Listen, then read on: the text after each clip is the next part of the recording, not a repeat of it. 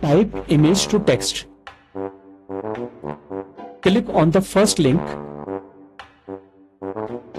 Now select your image.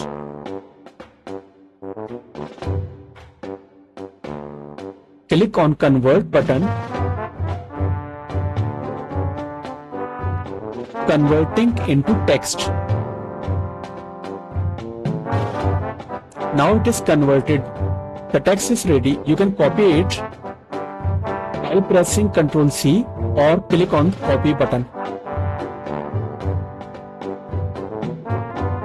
You can paste your text into Notepad or Word by pressing Ctrl V. Now save your file, pressing Ctrl S. Write your file name. Click on Save button.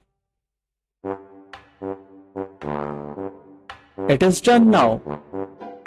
So simple. Like and subscribe. Thank you.